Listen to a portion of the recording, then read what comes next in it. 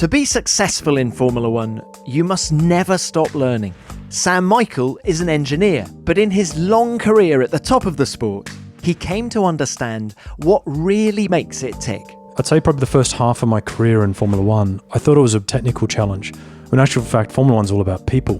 When you first start in Formula One, I think everyone goes through imposter syndrome or something where you just think there's no way I could be good enough. I literally thought in F1, everyone, like even the truck drivers, could work in NASA or something like that. They're just like the smartest people in the whole world. Sam started out as one of the people that makes a team work, and he ended up a leader. As Williams technical director and McLaren sporting director, Sam was one of the most influential people in the sport, but he never forgot the lessons he learned in his early years as a race engineer. You're always going to have bad days. The one thing that you've got to do as a race engineer is very quickly get the driver on side and say, just remember, we're going to make mistakes. We're going to do things that are wrong. Let's make sure we're in this together. A lot of drivers do find that difficult to stick to when things go wrong. Hello, I'm Tom Clarkson, and this is F1 Beyond the Grid. This week, Sam Michael has been reflecting on more than 2 decades of working in Formula One. His journey started with Lotus in 1993, and after they went bankrupt just a year later, he moved to Jordan. Working his way up the ranks, Sam became a race engineer for Ralf Schumacher in 1998, and then achieved Grand Prix wins with Heinz-Harald Frentzen the following season. His stock continued to rise, and in 2001, he became senior operations engineer at Williams, where he was promoted to technical director soon afterwards. With Schumacher and Juan Pablo Montoya in the cockpit, the team enjoyed multiple victories and podiums in the first half of that decade. After 10 years at Williams, Sam accepted a new challenge as McLaren's sporting director. The team had an exciting all-British lineup with world champions Lewis Hamilton and Jenson Button, but they had to defer to Red Bull in Sebastian Vettel's era of dominance. Sam then left Formula One in 2014 and returned to Australia to spend more time with his family. Now president of the FIA Safety Commission and in charge of a software development company, Sam reflects on the moments and the people that had the biggest impact on his life in Formula One. I hope you enjoy our conversation.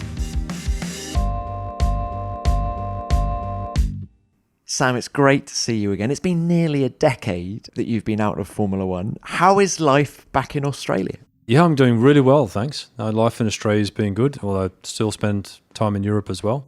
But yeah, my life's very much in Australia these days, but it's been fantastic. Tell us a little bit about what you're getting up to now. I run a software company called Ox Mountain that focuses on machine learning and software applied to maintenance and reliability. So mainly in heavy industries like mining and rail.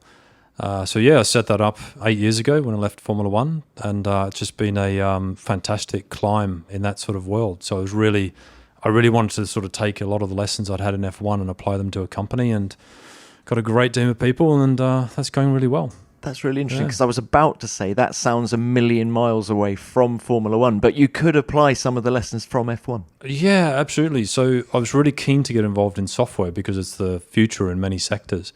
But I was also keen to use the knowledge that I'd gained in a lifetime of Grand Prix racing, both from a people point of view, but also technology, because the stuff that F1 does is normally a few years in front of everybody else, and I was keen to do that. And do you still keep an eye on Formula One? Yeah, I do. So I'll still watch the Grand Prix. Most of them I'll watch on record on Monday morning. I'm disappointed. No, but it's like sometimes it's 2 o'clock in the morning in Sydney.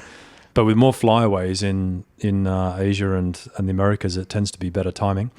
I still have an active interest in motor racing. I'm non-exec position with FIA, doing the president of the Safety Commission, which is a 2-year term. I'm halfway through that at the moment. And that's pretty good because you sort of get to keep in touch with, first of all, the engineering process, and it's mainly a governance role, governance and strategy. It's not exec. So there's a full team of engineers and technicians in Geneva and Paris that do all the hard work, but it's sort of a good way of giving something back. Although I was on working groups throughout my time in Formula One, you can't truly be objective. You've always got a bias because you're there for your team. Whereas when you step away from Formula One, I feel like it's the only period of time where you can actually give something back. And you took over that role from Patrick Head? Absolutely, yeah. And Patrick and I hadn't spoken to each other for a while, and we had a handover meeting. So he came on his Zoom from Sardinia, I think it is, that he's living. That's where he lives now, yeah. And we had an hour or so just catching up, and I have to say half of it was just spent telling old stories about Williams rather than FIA. And then we got onto the FIA role, but it was good to see him. And if you look at the technical regulations in Formula One now, you left just as the hybrid turbos were coming in. But what do you make of where the sport's at now? It's good. I mean, I have to say the proof is in the pudding, and the overtaking and the raceability of the cars is clearly improved. It looks like it's pretty healthy from that point of view. The cars, they've changed massively since if I go right back to the beginning of when I was in Formula One, but hopefully all for the better. Well, let's talk about your time in Formula One now. You work with some incredible drivers and some iconic teams, Lotus, Jordan, Williams, McLaren. Which of those teams left the biggest impact on you? That's a really hard one to answer because they all had an impact for different reasons, and because of the stage you were up to in your life, and your maturity, just purely down to your age and your work, what you've achieved in work. I'd say in terms of impact, it was, of course, the time I spent at Jordan, and then Williams was the longest. I think it was all 6 or 7 years at Jordan and 11 years at Williams. But then I even the sort of 4 years I was at McLaren, I learned a hell of a lot there especially about people. I don't think I could name one. They all form the makeup of your experience. Well, look, we'll go through it team by team in a minute. But let's talk about drivers then. Who was the fastest driver you worked with in your career? Lewis Hamilton and Heinz-Harald Frentzen. Everyone's heard of Lewis. Not as many people had heard of Frentzen. But if you're talking about pure natural driving talent, Lewis and Heinz for sure. And just the things that you saw them do in tricky circumstances, extract value and lap time out of cars that they had no business doing, and compared to their teammates, and just everything stacked up. Those were definitely, so Heinz at Jordan and Lewis at McLaren. And when those guys are on a qualifying lap, are they extracting the time in a similar way? I think that their race performances were also everything. There's the whole package in terms of driving ability. So if you focused on talent, they're pretty much getting that in qualifying and race. Let's talk about Heinz then. As you say, you were with him at Jordan. Did you sense when he joined the team that he was damaged goods after 2 largely unfulfilling years at Williams? The thing I realised really quickly with Heinz, he came to the factory and did a couple of seat fittings with Andy Stevenson and myself on a weekend, because he then went on to do the test at Suzuka post whatever that year was. I guess it was end of 98 because he drove for us in 99. And really quickly, he was trying really extreme things on setup around Suzuka in that test. And first of all, the setups were very extreme. So almost to the point where you knew it wasn't going to work. But first of all, the thing that you noticed was Heinz could drive these setups for a start. That in itself was impressive. And then you sort of realized that he was creating an envelope for himself to understand where the car worked. I think he just wanted to build a mesh, if you like, to say, okay, this is what it does when I do this to it. And when I say setups, I mean, the spring rates, the roll rates, the weight distribution, the aero balance. He was changing all those sort of first order things very quickly. So my first impression, because I was his race engineer at that point, straight away, is it was sort of chaotic. But then afterwards you realized actually he was just sort of putting these points down. Oh, okay, it does this when I go there. So it was really enjoyable. He would definitely thought outside the box. And he was quite happy to try things that were just crazy out there in terms of setup. So that was my first impression of him. If he had this speed that you're talking about, why didn't he achieve more in his Formula One career? There's a lot of things that make up a driver and their package. It's not only their natural driving ability, it's their ability to communicate with people and work inside a team, the ability to manage your emotions and understand when it's a good time to be emotional and when it's not. There's also, as I said, the teamwork, working with mechanics and engineers around you and extracting the most from them. And all those things stack up to make a total driver. And although I never worked with him, you'd have to look at someone like Michael, because he was on the opposite side of the fence. He was pretty much ticking all the boxes in that regard. In their early years, it was Michael and Heinz and Wendlinger who were the sort of 3 main superstars out of the Mercedes sports car program. But obviously one of them went on to become a 7-time world champion. And the fact that Heinz didn't achieve that, there's lots of other factors that add up to that result, if you like. It's funny that you say that because I had Jochen Mass on the podcast a few years back. And of course, He was the mentor, if you like, That's when right. they were at Mercedes. And he said, actually, Heinz was probably quicker than Michael. I've heard but that plenty of Michael times. was the full package, whereas Heinz, Yeah. for whatever reason, wasn't. Well, and that it's interesting. So I'm thinking as a race engineer straight away. And one of the things that Heinz was absolutely fantastic at and probably formed 30 to 40% of the success in 99 was his fuel saving ability. And he could save fuel and extend these strategies and stops. And he told me that Jochen Mass taught him that, and that came from sports cars. And he could do this with almost, of course, you lose some lap time, but it was almost minuscule, and the fuel saving was massive. And he'd far outweigh any sort of mapping change that you could do to the engine. And he had this really sort of unusual technique, but it worked fantastically. I don't know, just made a huge difference to results in the end. He finished third with you in the 1999 Drivers' Championship. Did he really believe that he could win it that year? I think there was probably various points where the only person who could have believed it was Heinz, because he's driving the car, so he knew the competitiveness of the car right from the beginning at testing. And I remember him coming back in the early sessions, and even then we were good, but we weren't like winning good. But he knew that it was there, so he had more confidence, and that brought confidence in us. But I think for where we had been as a team, remember the previous year was 98, and we'd won a Grand Prix with Damon and Ralf in second. And if you go just before that, we were almost game over. So only a year before we couldn't even get any points, and yet here you were potentially fighting for a drivers' championship. So it was a dramatic change. It's interesting actually, because you look at Aston Martin this year and how good they are. I was talking to someone just a week ago saying, if you look through the history of Jordan, Force India, Aston Martin, which is the same fabric of team, they sort of have this history of boom and bust, don't they? You see, okay, Aston Martin now, they've had a couple of bad years. They're going to have a fantastic year next year. No other team quite has those sort of peaks and troughs like they do, but that's gone all the way back to the Jordan days. I don't know why, but it's what I've seen it repeat there. There's one thing that happened in 99 I think you can give me some clarity on. So he got pole at the Nürburgring, but the engine shuts down after his pit stop. What really happened there? There was a piece of software called anti-stall software, and at that time in the regulations, it wasn't defined very tightly. And what we realized is that you could use the anti-stall mechanism to trigger a certain revs. You could basically set the throttle position for whatever the anti-stall was. So you could lower the revs on the start, get much closer to the stall limit, and get better traction off the line. So it sounds really good. I don't think the benefit was it definitely wasn't worth it as soon as you lost any points. By the way, Heinz's problem was slightly different to Damon's, because Damon's engine shut down off the start. So he stopped at turn 1, and that's where we were using it. We were using it on the Grand Prix start. We never used it in the pit lane. So the target was only ever used to use it on the Grand Prix start. And then unfortunately what happened is during Heinz's pit stop, the system triggered. And we never looked at it during pit stops. It was the first time it had ever happened. So because you don't need to do a fast start that's that risky out of a pit stop. And then it stopped at the end of the pit lane, and then I think it was probably about 10 seconds later we realised what had happened. It had triggered the system. It was only meant for the Grand Prix start.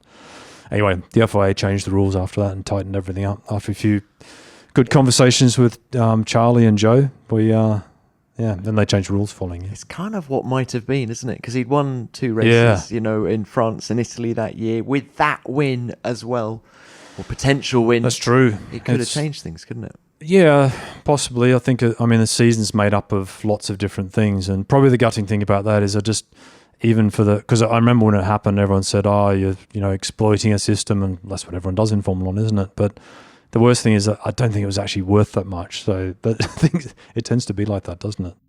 There's more from Sam on the way, but before we continue with the chat, I want to take a moment to talk about money. Oh yes, because I've got good news for those of you that use digital currencies, and equally good news for those of you that are interested in getting started but just find it all a little bit daunting. We live in a world that is more digital than ever, with nearly every want or need just to tap away. Convenience is key in this day and age, and that's why so many of our favourite digital services seamlessly meet the physical world when they're delivered directly to your front door. But until now, that hasn't been true for crypto. Digital currencies have been tied up online with no easy way to bring them into the real world, leaving you with less control over the cash you have in your balance on screen versus the cash you have access to in your pocket.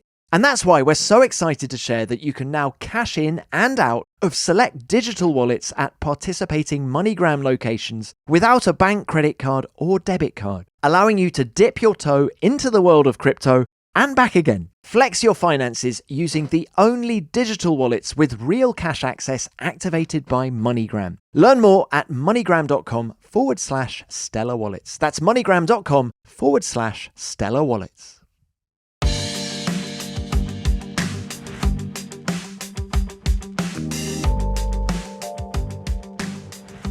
Sam, let's bring it back to you now. Where did your passion for motor racing and Formula One in particular come from? As a young boy, I grew up on farms, so I was always interested in machinery and working on motorbikes and farm equipment, and so I liked the mechanical side of things very early.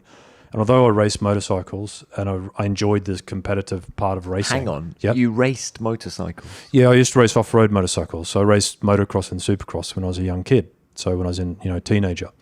And I was pretty much obsessed with motorcycles till I was probably 17 years old. And then I got a job in a car workshop as a mechanic on weekends. I was in last 2 years of high school. And the person that was working there just happened to be the Australian rally champion, a guy called Neil Bates. Anyway, one afternoon on Saturday, although I was working in the workshop, I wasn't that interested in cars. And then he said, come for a ride in a rally car. And I was blown away. I couldn't believe that you could drive a car that quickly around corners without just rolling and having a crash. So I was pretty much hooked on cars then. And then somehow it went very quickly from liking rally cars to circuit cars. And I then followed Formula One. And then there was an open wheeler category in Australia, and I did that for a couple of years while I was at university. The moment I finished uni, I went straight to Europe to start Formula One. You've completed the circle in my mind, because I remember getting off a long-haul flight with you, and I think we were waiting for baggage or something, and having the conversation about what did you do on the plane. And you said, I've just seen one of the best films I've ever watched. So I was like, oh, okay, what was that? And you went, The World's Fastest Indian. There you go, yeah. And of course, that's all about bikes. And now it all makes sense. I didn't realise that bikes was the first passion. Yeah, it was. I was very much into that world. And I could have easily, I think if I didn't go down that, if I hadn't worked in that workshop, I could have easily ended up doing either off-road motorcycle racing or even MotoGP or something, and then just not thought about Formula. I don't know. That was my path. And that workshop in Formula Holden, is that where you came across Greg Siddle? That was about 2 years later. So the workshop I was talking about was just a car workshop in Canberra. So I used to work there on the weekends while I was at school. Then I moved to Sydney to do university. And during that period, I met Greg Siddle, or Pee-wee, and he was running an open wheeler team. So that was about 3 years after that point. And that's where I came across Mark Larkham, and we started working together in a category called Formula Holden at the time, or Formula Brabham. They were basically old Formula 3000 cars that would come out to people would repurpose for Australian racing. Greg Siddle, bit of a sort of godfather figure for Aussies wanting to get involved in racing, isn't he? Yeah, definitely. He's so I've known Greg since that point, and he lives about 3 kilometres away from me, so we catch up regularly. And he's been a mentor of mine in motor racing, and generally in life since that period. He obviously made his name with Nelson Piquet in the junior categories and Formula One in Europe. But has also been involved with lots of other drivers, a lot of Australian drivers, but also Moreno in Formula One. He's a very close friend and been good guidance both in motor racing, but also around people, how people think and work. So he's great from that point of view. And did he encourage you to go to Europe? Oh, yeah. Yeah, that was pretty much the first thing he said, because I was finishing university and I said to him, do you think I should... I'd already been to the Adelaide Grand Prix with the team the year before because we were one of the under categories. And I said to him, should I do a year in like Australian touring cars or open wheelers? And he was absolutely categorical, no, go to Europe, because you want to be in open wheelers in Formula One. You will learn in 1 year what takes you many years to learn here in open wheelers, because it's just a much smaller game. And he was 100% right. So that suited what I want to do. So he introduced me to Peter Collins at Lotus, who then introduced me to Peter Wright, who's the TD, and that's how I ended up at Lotus. And how difficult was it for you to make that step to England? I mean, did you have friends, family over there? Because we had Oscar Piastri on the podcast recently, and he was talking about going to Europe age 14 and leaving your family behind and how difficult it is. Well, okay, what's it like for an engineer? Do you know what? It wasn't hard for me to do that at all, because culturally, Britain's close to Australia from a cultural point of view. I mean, you go to Britain and you can go down the shops and you can buy the sort of same stuff. And Vegemite is not the same as not, Marmite. not Vegemite, but it's people talk the same language and that sort of thing. So, and because I was buried and immersed in the work, I don't think that affected me very much. But I turned up with no money. I mean, I left Australia with $500. It cost me $300 to get there, so I had about $150 by the time I got to Norwich. And I got off at the train station, and Peter Wright was on the train station there. Waiting for you to pick you up? No, we just ran into each other by accident. By the way, I'd met him a month before, or 2 weeks before the Grand Prix in Adelaide. And he showed me around the garage and he said, if you come to England, I'll give you a job.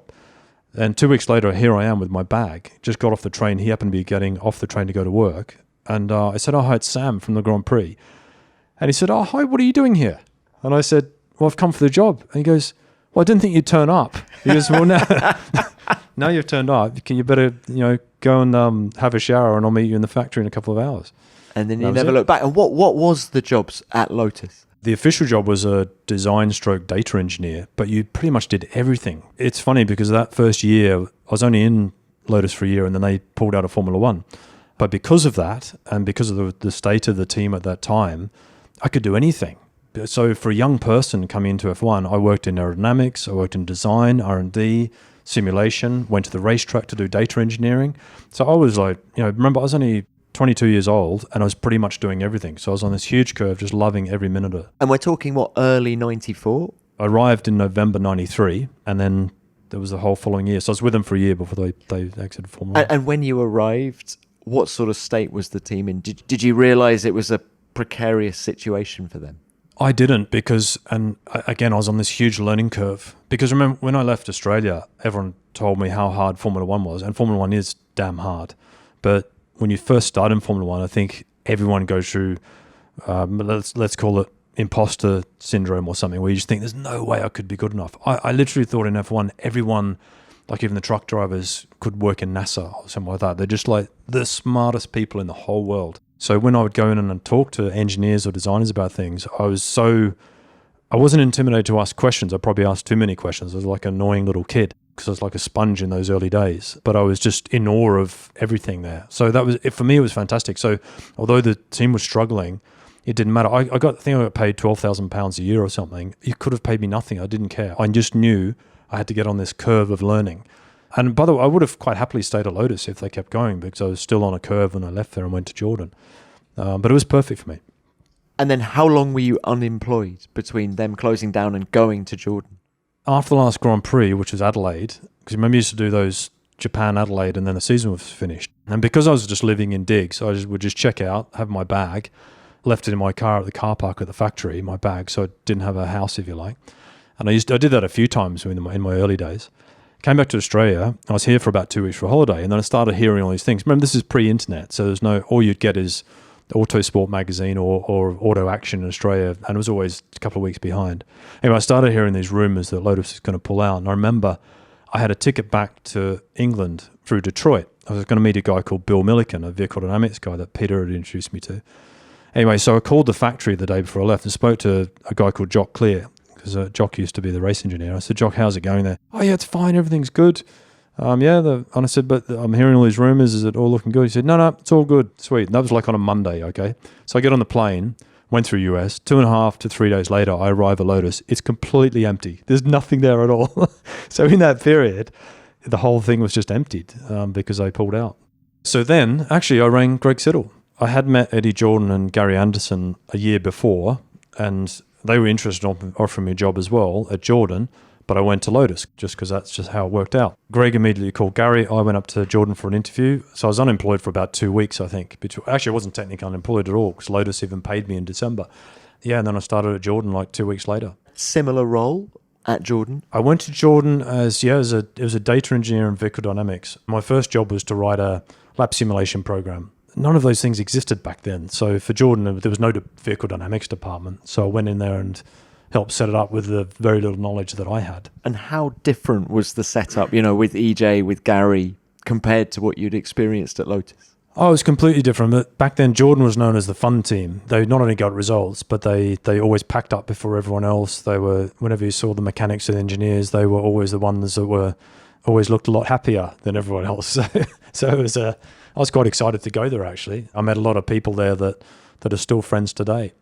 But yeah, it was a little team, so they're still small. I mean, it was about the same size as Lotus, and Lotus just extracted. So let's say when I started at Jordan, there's probably 50 people there. But remember back then, even a big team like Williams and McLaren was maybe 110 or 20.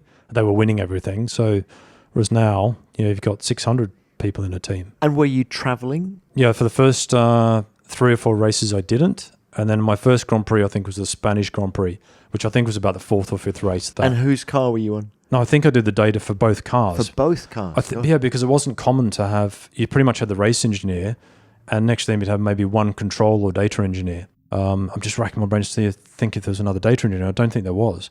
So we had Rubens and Eddie Irvine, and I remember working with both of them. So that's my memory of it. So you worked with Rubens right at the start of his Formula One career at Jordan, and then, of course, right at the end of his Formula One career at Williams. How had he changed in the intervening period? I think his passion and his enthusiasm for doing the job had not changed at all. He was always the same, completely in love with the sport and everything about it. Yeah, I went to Rubens' house when we were in Brazil, and he collects helmets from all the other drivers, which I thought it's almost like a fan, even though he's one of the most popular drivers in Brazil and Formula One. It's sort of endearing in a way. Yeah, I always thought from that point of view he hadn't really changed. Obviously he'd matured and grown up a bit, but he had a family and kids. But I think his passion for the sport was unchanged. And was he properly quick? Because I know that when he was at Ferrari, he felt he was hard done by, and obviously he was Michael's number 2. But a lot of people have said to me, "Well, but was he quick enough to be given the opportunity to beat Schumacher?" Maybe they thought you're not quick enough. What did you make of his speed? Rubens was definitely fast enough. You don't do what he did in Formula One and last that period without being quick. And remember, there's lots of situations, and we spoke about the difference between Heinz-Harald and Lewis earlier on. There's lots of things that make up what your end results are. And Rubens achieved a lot. Look how many Grand Prix he won. Great driver. Really good. And then another driver you worked with at Jordan, Ralf Schumacher. He was pretty new. That's right. I worked with a lot of fast drivers. And going to this theme of, but which were the ones that really became world champion? Well, not a lot of them. But then not a lot of people do become world champion. And I guess so you're always going to have, in 10 years' time, there'll be another group of drivers that are in the same category. Yeah, they were very fast and they should have been a world champion, but they weren't. Ralf was like how did Patrick describe it? Like a metronome. So if everything was good and the car was quick, Ralph's the person you'd put your money on because he wouldn't mess up. He'd put his car on pole and he'd go and win the race from pole. He had a direct yardstick to Juan Pablo. Before, when you asked me who the best drivers were, I explicitly said the most talented naturally. But if you asked me who the best racer was, it was definitely Juan Pablo. Because if you looked at his ability to cut through traffic and around people, he's the best guy I've worked with from that point of view. He was fantastic. He would actually unlock strategies that you perhaps couldn't do with other drivers. He was that good at it. The only other person I'd seen like that and I'd never worked with was Ayrton Senna, where he'd intimidate people from behind, where he just had this really great ability. Do you think JPM, Juan Pablo Montoya, intimidated other drivers? Oh yeah, big time. Look at his second Grand Prix for Williams in Brazil, where on the restart. Yeah, it obviously Michael Schumacher. Exactly, it didn't end well, but it was all. He stated his sort of claim very quickly, which is why he and Michael had lots of comings together over the years. And I think there was periods where we were dominant and had strong car, and we'll talk about the Williams stuff later, but he had the ability to do that and deliver. And then Juan Pablo had other areas that stopped him becoming world champion, but it wasn't because of his natural talent or his racecraft. That racecraft thing is a really important thing because, and I've seen that in drivers as well, some drivers just have that, and I think it's a part of their brain, and I don't think they could even communicate what it is. They extrapolate grip and scenarios. So you know how you look at drivers, you look at Jensen, Kimi, Fernando, and you look at him and think, why do they never get in accidents, like statistically? Not that they've never had an accident, I don't mean that, but statistically they're much lower chance of having an accident. They tend to always be in the right place. And I think it's because their brain works out, okay, here's this scenario of 3 or 4 cars around me during a race start, for example, in a kilometre after a Rouge or down that straight, they're going to be here. So I'm going there because there's going to be trouble there.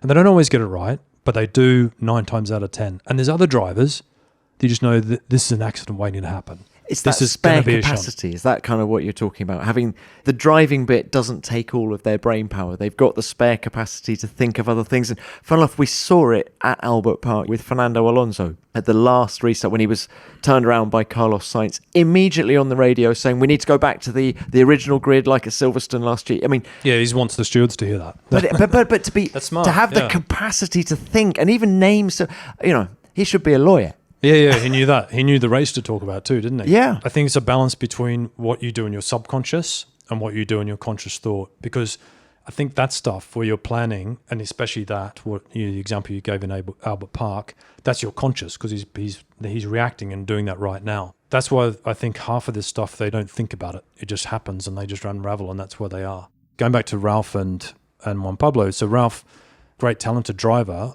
but that racecraft part of Juan Pablo was the thing that then Juan Pablo was very good at. So then that makes you then look at him as a total driver and think, he had other strengths as well, by the way. He was technically very good. Ralf, that is. Why was Ralf always so good at Imola? Good question, but you're right. He was completely dominant there, wasn't it? And that's one of the races where I mentioned he was on pole and won the Grand Prix. It's interesting because I looked at an old Grand Prix the other day that I forgot about, and I think it was 94, and Gerhard won Hockenheim, and they were not strong at all the whole year, like nowhere. And then he turns up and from pole, every practice session qualifying, pole position qualifying, I think it was pole or front row, and then won the Grand Prix. And the next race back to 7th or 8th. Think, well, how does that happen? Sometimes you can have tracks that are really, really favoured, but his teammate stayed where he was. So maybe Ralf was a bit like that. The curbs on chicanes can bring out different things in drivers and the way they handle them, and maybe tuning their setup around that. Right, there's one race I wanted to ask you about specifically. Spa 1998. Damon Hill wins Jordan's first Grand Prix. Ralf finishes second. Both he and his brother Michael seemed very unhappy after the race. Why was that? If you look at the speed of Ralf during the Grand Prix, the race itself, he was a lot faster than Damon for most of the sort of heavy, wet conditions. And he felt as though, he definitely caught him and felt as though he could overtake him and win the Grand Prix. So it was as simple as that. Now, Michael got angry because he learnt that Eddie had given the command to me and then through to Ralf to not overtake Damon. So that's what he was angry about. And when you gave that message to Ralf, what did you get back? Well, he didn't answer me for a long time, and most racing drivers won't do that. And Ralf did that to me again about 5 years later at Williams in another scenario. But at that time, I just kept repeating the message to him. And then I think eventually after 5 times or something, he acknowledged it and then stayed where he was. So it's an interesting point on emotions, because the race engineer on Damon's car was a guy called Dino Tozo, who turned out to be a fantastic aerodynamicist for Renault and Fernando's early championships before he passed away of cancer. And we were really good friends, and the team was really, bonded well. And I remember during the Grand Prix when I had to give that message as race engineer, I didn't like giving it either. And so there was a period for about an hour during the Grand Prix where I was angry. It's your car, you've race engineered, you want that driver to win. Interestingly, there's 2 things. I think it was probably the reaction of Michael that then I completely changed. So before I even spoke to him off people, I saw Michael react, and my first reaction was, this has got nothing to do with you. This has literally got nothing to do with you. This is Eddie Jordan's team, and the decision was 100% the right one, because it's about, this team had never won a Grand Prix before. So imagine if Ralf and Damon took each other off.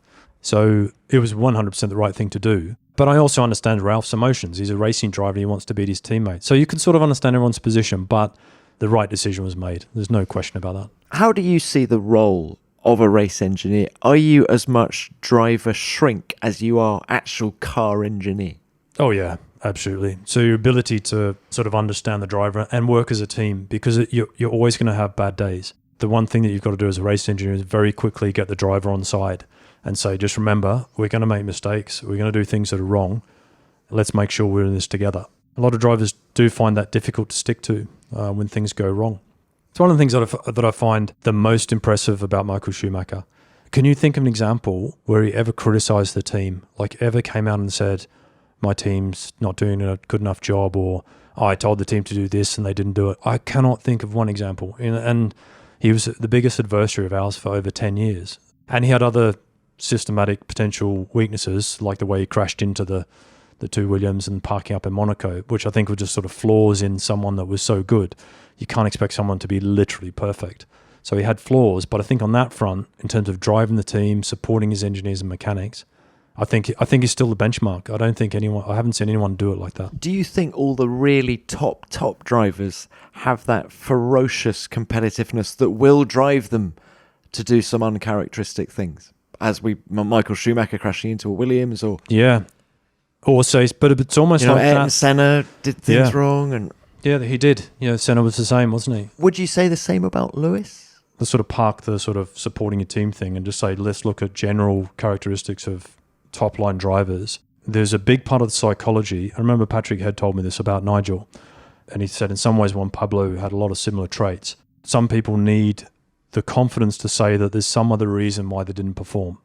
They want to be able to process it such that they're the best, and I get that. Their sort of ego and confidence requires them to say something else must have happened for me not to win that race, or for me to do this or to do that. And by the way, there's enough variability in Formula One that you can always find something, because you've got your setup for a start and all the things that happen on the track. Having said that, I don't think Lewis was like that. So from my experience of working with Lewis and McLaren, because by the way, there's a downside to being like that, is that you may not properly process your weaknesses. And I'd have to say Lewis is very good at that. He might have been emotional, not liked it, but no one's going to go, hey, unreal, I'm bad at something. That's human nature. But I don't think I saw the signs of Lewis being to the point where he was resistant to I made a mistake. So we gave those examples of Michael, those 3 examples. Can you think of Lewis doing that? I don't. Lewis has always been a clean driver. I don't think I've ever seen him do something that you'd think, oh, that was dirty. Even look at the recent stuff with him and Max. He goes out of his way to not do stuff. So he might do things where, I don't know, that pushing off the track and stuff, but that's not putting the car into a position where it's like, you do this and we crash. You don't see Lewis do that, do you? What was your take on Lewis and Max crashing at Copse at Silverstone? That's an interesting one. It's a good point, actually. Maybe that was an example. Obviously, Red Bull felt that, didn't they? Oh my goodness. Because they did a whole reconstruction of it. Yeah, they did. I don't know. That'd be an interesting one for you to ask Lewis. Because it's very hard to explain that one away, isn't it? Lewis is too honest. Look, when I say not to, there's no such thing to be too honest, but he's an honest person. So that's why I think that's what drives his fantastic sort of racecraft. And there's probably a part of his legacy that he wants to make sure that's important to him.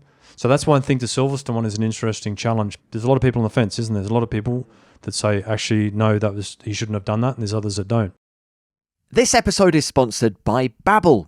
We're back racing in Europe, with the Spanish Grand Prix following closely behind Monaco this weekend, and more exciting European destinations filling up the summer months to come. And if you're planning a trip to one of the races and want to connect with the locals on a deeper level, Babbel makes learning a new language quick and easy with its 15-minute interactive lessons.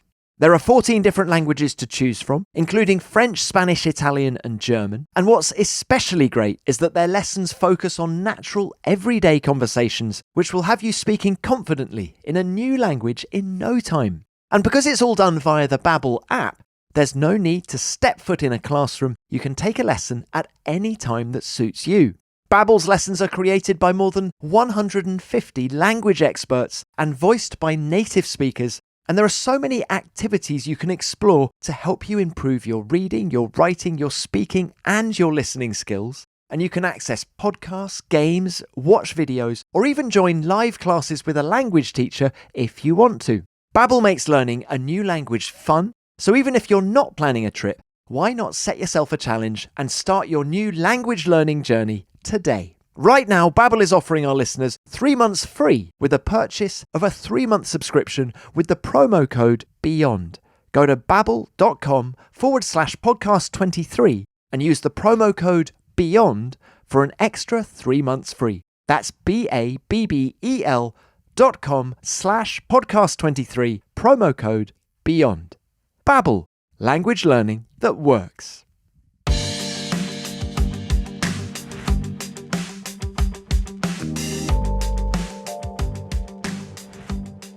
So the journey then continues. You leave Jordan, and in 2001, you go to Williams. Why?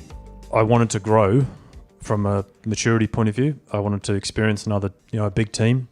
And although Jordan was doing very well, there was a good opportunity at Williams to work with Patrick and Frank.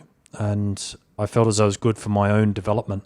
as an engineer. I left being a race engineer to move into a chief engineer position, and I wanted to do that. And there's lots of things about being a race engineer that I missed. There were some of the best sort of years of my career, or most enjoyable years of my career. But also, you need to grow up and take more responsibility, and being a chief engineer makes you do that. So that was probably the main thing. I love Jordan and love the team, and still, as I said, I'm good friends with the people that's become Aston Martin that are still there now. And loved all my time working for Eddie. Eddie really treated it like a family. You know, he personally knew my wife Vanessa and my kids, and as they grew up, and so it was hard leaving him. And I think at the beginning he was actually aggrieved by it for a couple of years. We didn't speak for a year or two, and then became good friends again later.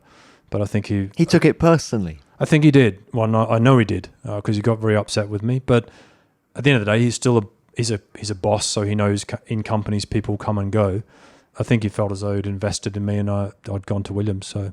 And how different was the vibe at Williams compared to Jordan?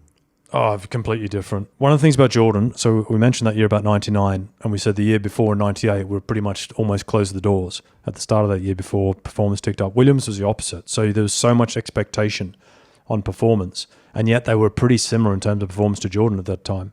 But this was a multiple championship winning team, multiple Grand Prix wins, so it was very different. And when I arrived there, we had Michelin tyres, BMW engines, Ralf and Montoya, and it was all systems go to win Grand Prix. So your expectation was completely different. The similarities, you know, Frank and Patrick were very much racers and invested every penny they had back into the business. That was great. You know, it was a good experience for me. How good was that BMW engine? They claimed it was the best in Formula One. 2001, that was, and yeah, it was. That was the original one. I think it was called E41. Or maybe the P80 or P82. I can't remember the numbers now. But yeah, it was a fantastic engine. It wasn't the most reliable at that time. There was a lot of DNFs and blow-ups, but not just because of the engine. There was other things as well. But power-wise, yeah, it was right up there.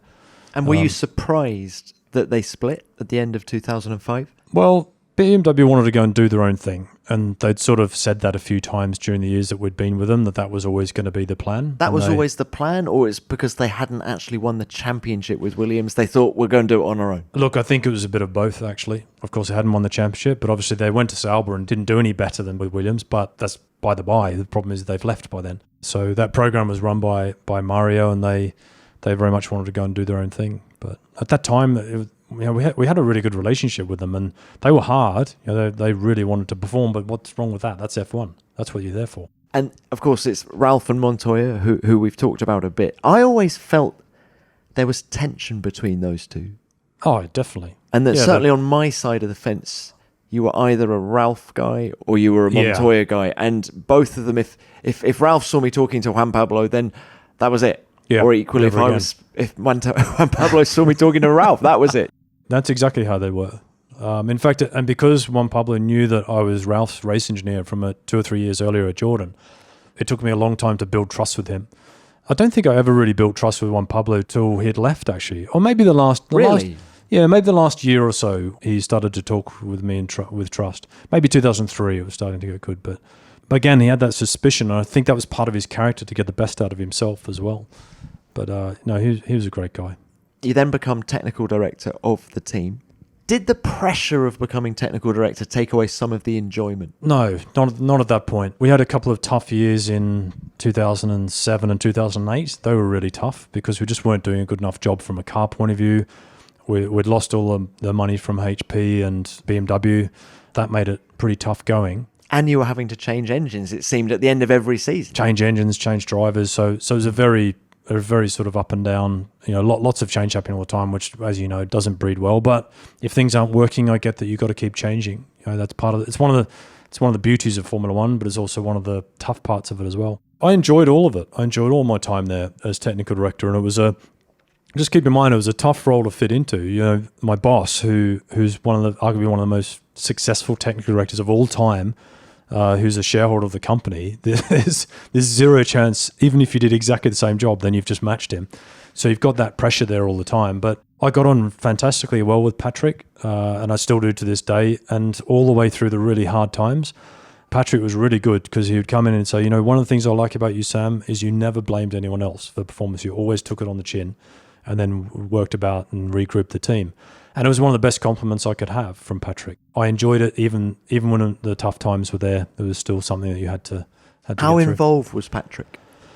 Oh, very much so. I mean, he wasn't technical director anymore and I'd say his involvement probably reduced in the sort of last couple of years I was there, but he was still very much there. If I wanted to talk to Patrick, I could talk to him anytime, 7 days a week. So he'd always take a call, or if I needed to talk to him about something, then he was always available. So would he ask you why you were doing things? Oh, why yeah. are we going down that route? Why? Yep. Yeah, all the time. Yeah, that didn't stop till the day I left. Even when I was on notice because I was going to McLaren, it was that still never stopped, which is good. That's the way F1 should be. F1 is meant to be tough. It's not meant to be easy. You have tough characters like Patrick, and they've been built because of that industry, and so they should be. That's the legacy of Formula One, not just Williams and Patrick. That's why F1 should be. Which was the best car that came out of Williams under your technical directorship? Probably even though the end result didn't show it, the 2009 car with which was the double diffuser, which is an incredibly great thing to do. I'll tell you why, because it was only thought of two people in Formula One, an aerodynamicist in the Williams wind tunnel, and we thought of it completely independent of someone else. We didn't have anyone come in and tell us. And it was thought of at the same time in the Honda wind tunnel in Japan. I don't know the authors of it on their side. And then someone left Honda and went to Toyota. So there was 3 double diffusers on the grid in Melbourne, but Toyotas came from Honda. Were you aware that it was a loophole? Did you think you were sailing pretty close to the wind? Yeah, big time. So it was very nerve-wracking as a technical director. You almost couldn't get out of it without losing like 10% of downforce. So you had to integrate the design. But fortunately for us, Honda had gone, which was Braun, Ross, and the first year of Honda, they'd gone further, and also they had Ross to argue with it. And he's a master tactician and strategist. That helped us massively in terms of winning that case because he was so good at presenting. And Adam Parr made a big difference to that. He worked in collaboration with Ross and the group from Toyota to win that case in the FIA headquarters in Paris. It was a great Was time. that a classic example of something that you would have run past Patrick Head? Patrick, we found a loophole in the regulations. We're going to have to we're either all in or all out. No, not just Patrick. I'd had multiple conversations and documents with Charlie as well from FIA. We couldn't fully commit to that without saying, Charlie, this is what I sent him pictures to say this is what it looks like. So he didn't get to Melbourne and go, oh my God, you didn't tell me it was going to look like that. I remember when we got protested in Melbourne, I went and saw Frank. It must have been the Thursday. I think it was on the Thursday, but maybe it was Saturday. I can't remember. And how's it going? And I said, not very good, Frank. We've been protested. Why? What's happened? And I said, it's over the double diffuser. I think we're going to end up in a court case. Frank just looked at me and said, that's fantastic news, Sam. That is brilliant. And I said, what? Why do you think it's good? And he goes, no one protests shit cars. And that was it. He just realized with him, it was like, if it was good enough to protest, that means the car was good. So back to your questions, in terms of Williams cars, probably that one. We'd done this thing with the small gearbox as well the following year, and anyway, there was lots of good wins on those cars. Were you surprised at the performance that Ross had got out of that Braun? No, not after we'd seen what you could do with the double diffuser, because whilst everyone was scrubbing to do double diffusers, we then went the next step during that year as well. It was a genuine loophole, and it was I guess it could have gone either way, but it worked for us. I remember Adrian Newey being absolutely furious about it. Adrian's a master at that stuff. He's the one that, over a long period of time, his track record means he normally gets those things. And look at the work that they then went on and did, that because remember, they then became the next sort of big evolution, which wasn't directly related to that, but sort of was the blown diffusers and getting the exhaust gases to work properly. And we really struggled in that area. You mentioned Adam Parr, who was appointed CEO of Williams back in 2006, and he was a legal, and he helped you win that case, of course, with the double diffuser. But one of the other things Adam did is he floated the Williams Formula One team on the Frankfurt Stock Exchange. Suddenly, you, as technical director, had shareholders to answer to. Did that in any way restrict you? Not at all, to be honest. It was something that Adam did with the board, and although I was a board member, I don't remember having an influence on any sort of pressure. You had your own pressure, and what our biggest pressure came from the results. You're going weekend after weekend, So no, the float didn't have any impact on that. I suppose the double diffuser is a classic example of what I'm alluding to, which is, hang on, we've got shareholders here. If we do this and it gets banned, then we're in all sorts of trouble. No. It just didn't change day-to-day stuff. You were still building races. Still races and racing cars, and that was not an influence on that. It was an interesting time because it's if I look at all the things that I've learned about people, they come from, I'd say probably the first half of my career in Formula One. Probably because of the people that I grew up around, engineers, I thought the whole thing was a technical challenge. In actual fact, Formula One's all about people. And it was probably later in my career that I realized that, probably towards the latter half of Williams, and definitely throughout McLaren, I learned a ton about people. We can talk about that in a minute. But Adam was definitely one of the people that is one of the greatest strategic minds that I've ever met, both inside and outside Formula One.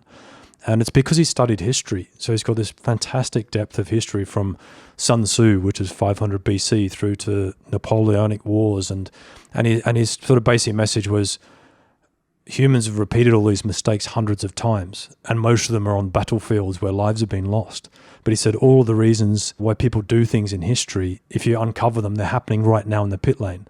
So when you walk down the pit lane and you get Toto comes up to you, or Christian, or someone from another team, just think of the context of which you're effectively in a mini war. The way people think and the way they act, it's the same stuff. And it's the same in business too. So those lessons, Formula One's the ultimate sort of hot pot of it, because everyone's trying to, everyone's trying to shaft everyone else, because if you win politically, you can also win technically. So the double diffuser going to a court case, you could have lost that politically and therefore then lost technically on the track. Because if Honda and Williams and Toyota had lost that case, the next Grand Prix, we would have all been a second slower, and the whole landscape of the championship would have changed. So Adam's lack of Formula One experience didn't hinder him in any way? Oh, it might have done for other mechanisms, but not on that front. I think if anything, when I worked with Adam in Formula One, I was on such a steep learning curve from the language he used to speak. When I first met Adam, I didn't even understand half the things he was talking about. Like, he'd talk about strategy and process and all these people, and think, okay, yeah, let's just make the car faster. But yeah, okay, that's it. So yeah, he came with a very different perspective, and one which I really grew to sort of appreciate as time went on. Do you know one of the things that young engineers ask me, what should I study to go and do Formula One? And they'll say, I'm going to study mechanical engineering or aero. And I'd say, okay, you've got to be an engineer if that's what you want to do, if you want to be an aerodynamicist or a race engineer or a designer. I said, have you thought about studying history? And they always look at me and go, what? And I said, I didn't study history, but I look at all the things that I've learnt about people and how they work. History is your best lesson there. But I don't mean just study history and don't study engineering. I mean, you need to know how cars work. You're sounding like the lecturer that you are. You've just maybe that's what it is. You've been doing. Too much time. If I were to say to you, who have been the people in your Formula One life who have had the biggest influence on you, would Adam Parr be one of those people? Yeah, I'd say probably definitely Adam. Greg, you mentioned before, Greg Siddle. Tom, I've been really fortunate that I worked with Eddie Jordan, Frank Williams, Patrick Head, Ron Dennis, Martin. I really saw a big range of leadership, but across all those people, the one thing they have in common is the passion for winning and the ability to invest in things. And that drives the rest of your character and the actions that you take. And so all those people had an influence on, what I thought about things. Who was the best leader? It's pretty hard to go away from Frank. By that, I mean, he wasn't a natural textbook leader, but he did things like he sold his private jet, which if there's one person in the world who probably could justify a jet, it's someone in a wheelchair, which was Frank, who had the money to do it. He sold that jet to pay for a new wind tunnel. So it's pretty hard to go away from him. Frank was very tactical though, not strategic. What's the difference between being tactical and strategic? Strategic, you're looking at long term. Frank would say that he's strategic as well, but he just, look at the comparison to Ron. Ron took McLaren, could see Honda, could see the investment from the Middle East, built the new McLaren factory, built a road car, built McLaren Electronics. It's not that Frank probably wouldn't see the value in that. He wasn't interested in it. All he cared about was racing cars. Ron cares about racing cars, but he also realized I can do all these other things and it's going to help the racing car company as well. So that's the difference. And by the way, a lot of people that work with Ron say Ron's not strategic and he's purely tactical. I think it's because in Formula One, everyone has to be tactical because there's literally stuff coming over the hill at you like every second. So if you don't have a tactical ability, you don't survive to become strategic. But strategic's actually playing that long game and look at Ross, he's a strategist. Perfect example. But again, look at him in a Grand Prix. He's a tactician. He's thinking, well, you don't even do that anymore because of the way safety cars are and the way mission controls are, but they used to be a big part of racing, and he was very good at it. So Nico Rosberg comes to the team in 2006, son of world champion Keke, obviously. He goes on to become world champion himself. Did you see a future world champion in Nico Rosberg when he started? Yeah, I did. And first of all, he was talented, really good driver. But if I then look at him against Lewis was faster by natural talent. I never worked with them together in the same team, but the ultimate results is they raced against each other, and Lewis statistically was faster more times. But a huge advantage that Nico had over any driver I've met is he was technically very smart. So he was really good at understanding the car and understanding how the engineering worked. And he used that to his advantage to win the championship in 2016.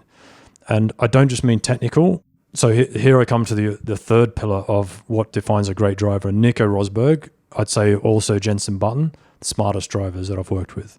Like technically smart, but also ability to sort of, I just saw them do things to their teammates and get advantage out of situations that they shouldn't have got. Get the team on side. Yeah, get them focusing on you, not the other person. Not just the team, but the whole system of Formula One. So the team, the mechanics, the engineers, the stewards, the whole thing around them. Both of those drivers are very good at that. It's probably why they're good on TV today.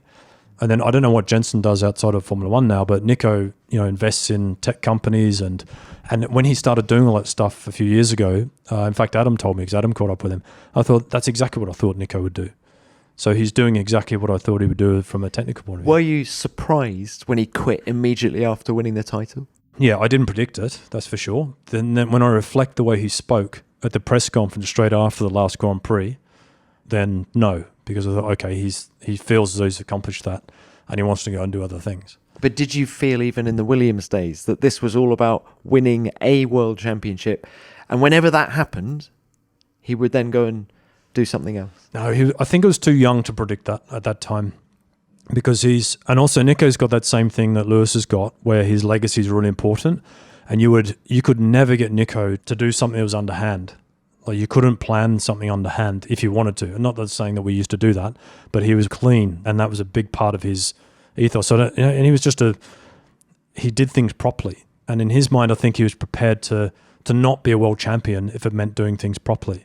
He sort of laid that case out very early. It was interesting actually, because it was also he was one of the young drivers I probably got involved with the most at Williams. Saw him grow, and it was really sad to see him leave Williams, and I really needed him there then as well.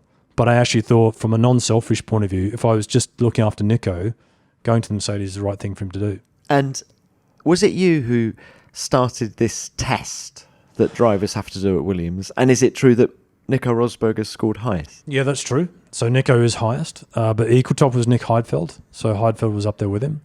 It's not true that I invented it, but I did develop it and really embed it inside Williams. I don't think I invented it. I think there was a guy called Grant Tuff who might have invented it.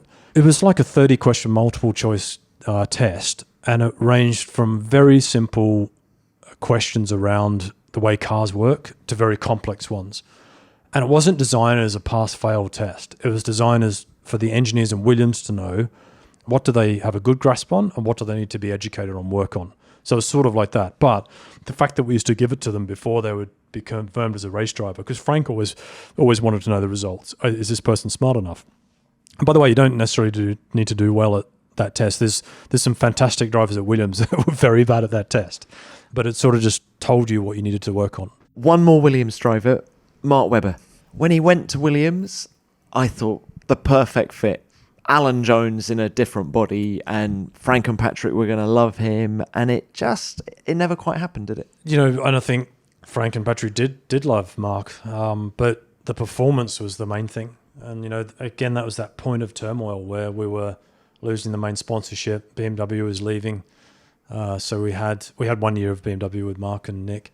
And then after that, it just sort of, it changed, for the worse. And, Mark wanted to win Grand Prix, which is good. And I remember as well the last race before Juan Pablo won his last race in 2004. And then Mark was stepping into that car thinking, it'll be like that. So his expectations were very different, which is, that's fair enough on his side. Everyone sort of wants that fairy tale. It's no different to when Honda came back to McLaren. You wanted to revive the good old days. But sometimes things just don't work out like that. This episode is sponsored by HelloFresh. If you're anything like me, when you finished a long day at work, the last thing you want to do is spend time in the kitchen preparing meals and then cleaning up the mountains of mess afterwards. And there's always that one ingredient that you've run out of, isn't there? Meaning a last-minute dash out to the grocery store is on the cards unless you succumb to ordering takeout.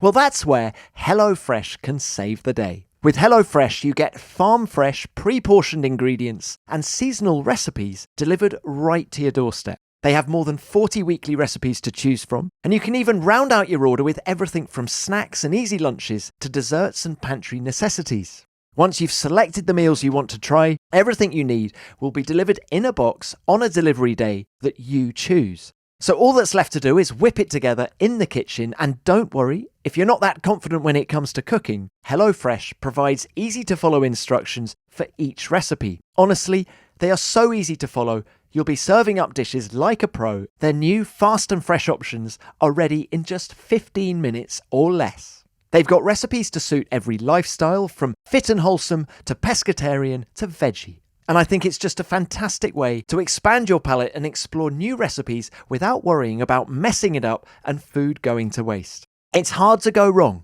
with HelloFresh's help. Go to hellofresh.com/grid16 and use the code GRID16 for 16 free meals plus free shipping. That's hellofresh.com/grid16 and use the code GRID16 for 16 meals free plus free shipping. HelloFresh, America's #1 meal kit.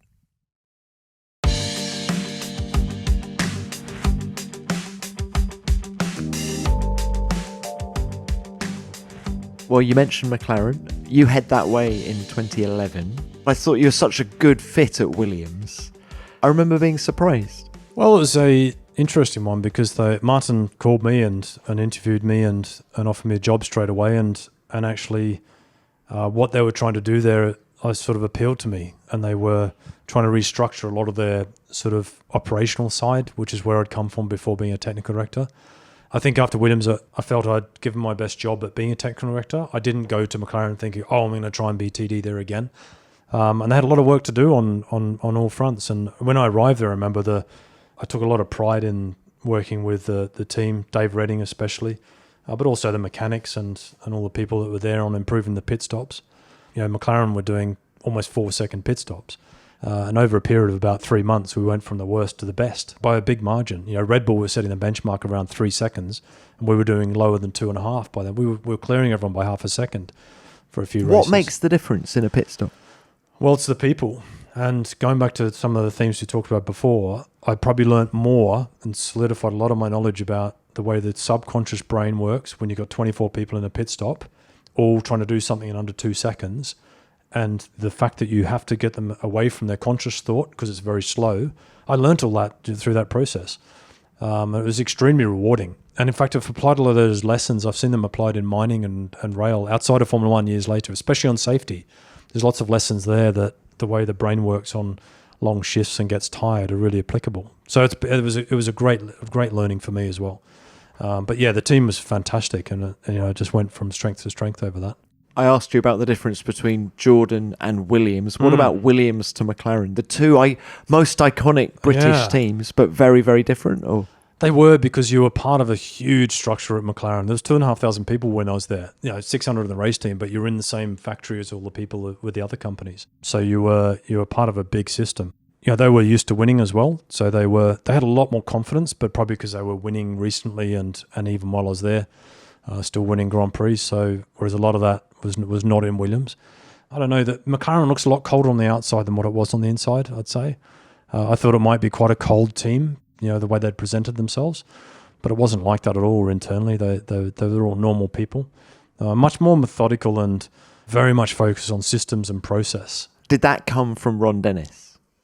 I don't want to diminish what Ron had done, and Ron had a pivotal role in McLaren, but I felt as though a lot of that systems and process also came from Martin because of his aerospace background.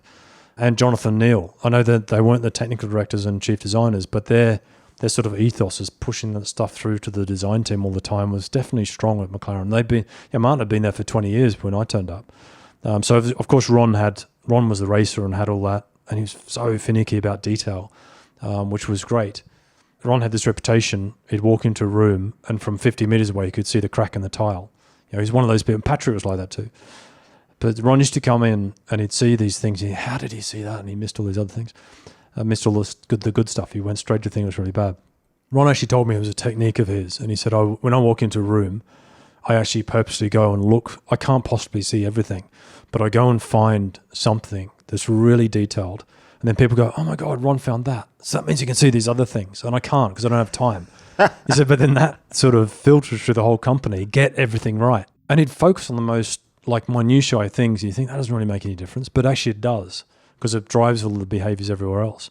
So when the car was slow, for example, Ron would be angry about the garage being untidy. And you'd think as an engineer, that doesn't make the car go faster. But in a way it does, because then it makes everyone up their game. And then he could turn around. He used to say, look, if you get all that stuff right at the track, then I can be very robust with everyone in the factory. And he's right. He said, I can go and say, no, we need the best designers, we need the best wind tunnels because they're doing the job right there. The moment you drop the ball at the coalface, if you like, the people who see us day to day, then you diminish my power, if you like, to get stuff done back there. You were only at McLaren for 3 years. Almost 4, but yeah. Were you getting the itch to return home a long time before actually returning to Australia? Or when you joined McLaren, were you thinking, no, I'm going to be doing this job for the next however many years, 10 years, 20 years? I did, yeah. When I joined McLaren, I thought I could be there for 10 years or something. I hadn't thought of a time frame, and I thought I might be there for a while. The team changed a lot while I was there. So we changed engine suppliers, all their drivers changed.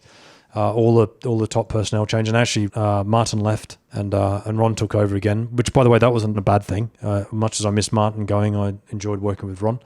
And funny enough, I'd known Ron for many years from the pit lane, but because I'd come in under Martin, it took me a while to get trust with him again. And when I did get trust with him, we got on like a house on fire. It was a really good relationship. So in your previous roles, you'd got to know Ron well enough for conversations? Oh, yeah, absolutely, yes, because I knew him through various circumstances where you either end up on a plane with someone, or a good example was the Indy Tyre Gate with Michelin, where I spent 10 hours in a room with Ron and Flavio and all the other people that were part of Formula One then, by necessity. So you get to know people through that. And is someone like Ron impressive in that Tyre Gate scenario at Indianapolis in 2005? Yeah, he took a pretty dominant role in trying to help fix the problem. Not actually the sort of race day problem. He was trying to get Michelin to fix the tyre. Can we do anything with the tyre over that sort of 48 hours that we had before the race?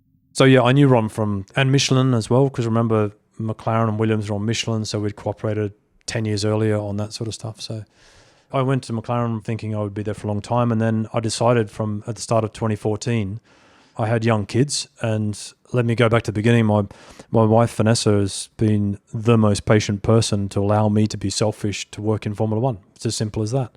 And to be successful in Formula One, it's a 24/7 business. By the way, she put no pressure on me to stop, but I felt as though it was the right time. One of my kids, Tony, she, as well as Jack, wanted me to stop as well, but Tony was about 13 or 14 at the time. And she asked me and said, are you going to keep going, or are you going to stop Formula One at some point? And I just made the decision overnight. That was it. That's why when you leave a company, it's normally quite hard. It's an emotional decision. You have lots of discussions internally. For me, it was very easy because it was a family-related decision. And I felt as though if I didn't stop then, I was not going to see my kids grow up. And so I came back to Australia, and I have seen my kids grow up. And I have a fantastic relationship with them and my wife as well, which just, you spend all this time on the road. And I remember in the early days of Jordan, Vanessa used to say, you sleep with Andy Green more than me, because Andy Green and I used to share a room. Have you at any point in the last 8 years regretted it? No, not at all. I enjoyed every single moment of Formula One, loved it. It's set me up well for the business that I built after Formula One with other people's help. I've just gone on to other challenges. As you know, I stay attached I'm the FIA president of the Safety Commission, which is a 2-year term that I'm halfway through. I was on the research working groups before that for FIA. That's probably 5% of my time, but it enables me to give something back to the sport when I can be more objective, because you can't really do that stuff when you're part of a team, because you have too much bias towards one or the other. And if there's one thing you miss about Formula One, what is it? It's the ability that you don't have to tell people that you need to improve. Now, that's one big difference to the rest of the world. It's the sports side that brings that. You don't have to walk into the office on Monday morning at Williams or Red Bull or Ferrari or Mercedes and say, everyone, we need to make the car better. Everyone knows you have to do that. If you don't know that, you're not in Formula One. Whereas for the majority of people, they don't live their lives like that. And you have to spend a lot of time training people and educating them what the benefits of improvement are. With the exception of sport. So the closest thing that F1's got is things like football and rugby and tennis and all that stuff where it's obvious you have to keep getting better. So if I had to miss one thing, it's that. I miss my friendships there as well, but the people who I'm friends with in Formula One, I'm still friends with them. They'll send me a message. We'll send each other messages or have a bit of a laugh. Do you miss the adrenaline of race day? Or? Yeah, I do. I think it's very hard to replace that unless you went into some other, again, competitive sport, which I wouldn't do now. I remember standing on the grid at Melbourne for my first Grand Prix as a race engineer, which was in 98. So I'd been there as a data engineer and test engineer before.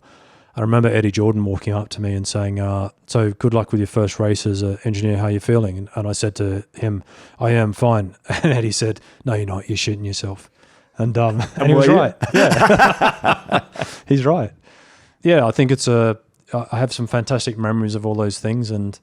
But again, as I said before, I think F1 is a young person's game. If I look at F1 now, for the first few years after I still see people that I know from Formula One, but there's a lot of new faces that I don't recognize. And that's good because that's what F1 is. It's about continuous change and improvement and trying to get better. You need energy for that. So what do you make of the longevity of someone like Adrian Newey, who's been around since, 1980? Well, it's incredible. And hats off to him. I mean, he's done it. Patrick did it. Spent his whole life in Formula One. Frank, Ron, Bernie, all these people, spend their whole life in F1. And it's impressive that they can do it. Even Christian's the same age as me as well, within about a month or two of birthdays. But he's been almost 20 years or something at Red Bull now. Yeah, I'd look at it and think, well, if they're still winning and they enjoy it and they're getting the most out of that every time. Because that adrenaline thing that you said and the ability to keep improving, I can see how that's always a fix. That's never going to go away. You're always going to enjoy yourself from that. That's what drives the competitiveness. It takes a special breed to work in Formula One. You have to give everything, you've got to be selfish. I remember once in Oxford, and again, as I said, Vanessa was very good at letting me just go and do Formula One. I had to go to work on a Sunday, which was very normal. It was a 7-day-a-week job. But for some reason, she got angry with me that day and said, this is ridiculous. You and I said, well, I've got to go to the wind tunnel and meet Frank. She said, well, the problem with you people in Formula One is you're all just fuck-ups. You just don't know when to stop. And you don't know how to prioritize. I went to work, and that morning I told Frank. He said, Vanessa said this. And Frank called Vanessa, which I didn't know about because I'd left the office. And he called her up and said, Vanessa, Sam has just told me that you called me a fuck-up. And Vanessa immediately started backpedaling, probably thinking, oh my God, I can't believe that he's told Frank that. And he said, Vanessa, that is the best compliment you can give me. I love being a fuck up because the worst thing you could say to me is that I'm normal and that I do everything like everyone else. So he actually took it as a compliment. But that's the sort of sense of humor that Frank had as well. I know you're running a successful business now with nearly 30 people employed, but does it all seem quite tame by comparison? Actually, funny enough, not, because we've got the sort of things that, we're dealing with lots of big companies, so there's a lot of excitement about, when the team cracks a new sort of solution on a piece of code. It might seem like to you guys, but I get a lot of enthusiasm out of that. Do you know what really drives me now? I've got quite a young team. The youngest person in my team's like 20 years old, but the median age is probably 27, 28. And just seeing them sort of develop and progress is really good. We've got a really diverse team, fantastic culture, tons of energy. And what gives me the most pleasure now is just seeing them be successful. So when we land a new contract or we release a new piece of software that's really, they really have disrupted the whole sort of maintenance and reliability sector in mining and rail. And, we're running it like a Formula One team. So it's gives me heaps of energy every day. Love it. Well, Sam, best of luck with everything that's coming up. Thank you so much for your time. It's been brilliant to see. Thanks very much, Tom. Much appreciated.